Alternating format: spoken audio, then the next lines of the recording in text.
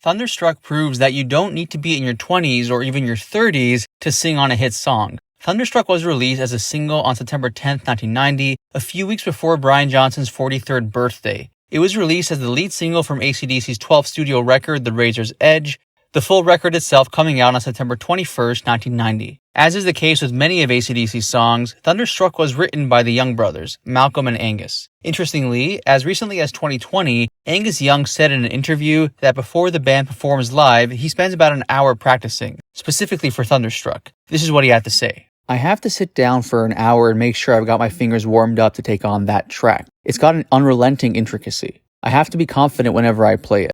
Now, over the years, at least initially, AC/DC would embellish the story about the origins of Thunderstruck, saying that Angus Young came up with the idea after an airplane he got in got struck by lightning and almost crashed.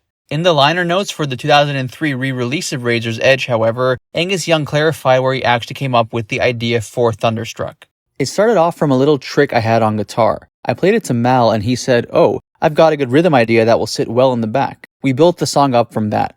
We fiddled about with it for a few months before everything fell into place. Lyrically, it was really just a case of finding a good title. We came up with this thunder thing based on our favorite childhood toy, Thunderstreak, and it seemed to have a good ring to it. AC/DC equals power. That's the basic idea. The music video for Thunderstruck was shot at Brixton Academy in London, England. The man who directed the video was David Millay, the same person who directed the music video for You Shook Me All Night Long. In his words, David wanted to create the ultimate music video, which really captured AC/DC's live energy. The video features the band performing in front of an extremely energetic crowd of fans, and there are a lot of really innovative shots used throughout the video. The opening shot of the video is not at all how a music video typically begins. Instead of a wide shot establishing where the video is or a close-up of a person, the first shot of the video is from the perspective of a drumstick. The camera moves up and down with one of Chris Slade's drumsticks as it hits a cymbal. The second shot is a close-up from on top of Angus Young's guitar looking down across the fretboard. Arguably, the most memorable shots from the video are the ones from underneath Angus Young as he moves across the stage. In order to capture those, Angus Young walked across plexiglass as the camera filmed from underneath. As mentioned, Thunderstruck is one of the most iconic songs of all time, and as a matter of fact, it's AC/DC's biggest song in terms of their mass popularity.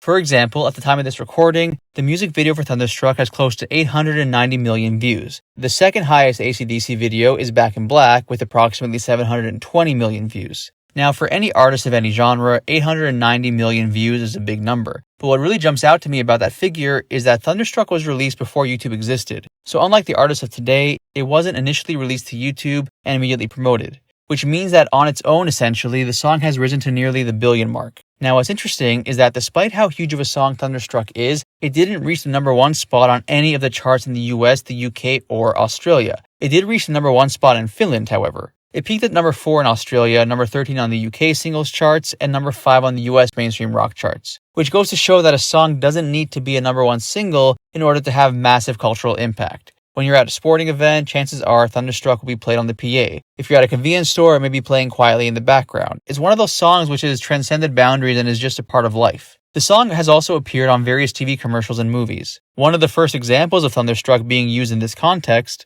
was for the 1999 American comedy movie Varsity Blues. Now, licensing for music for movies can be an expensive procedure, but there's expensive and then there's expensive. According to Thomas Golubic, who worked as the music supervisor for the film, they were charged $500,000 to use Thunderstruck in their movie. He once recalled the following. I remember being absolutely horrified when I heard that number, and we spent a lot of time coming up with what we thought were great alternatives, but there was going to be no budget on that, and they had money, so they paid for it. Now, as mentioned, Thunderstruck was released as the first single from The Razor's Edge and is also the opening song on the record. The Razor's Edge was produced by Bruce Fairbairn at Little Mountain Sound Studios in Vancouver, Canada.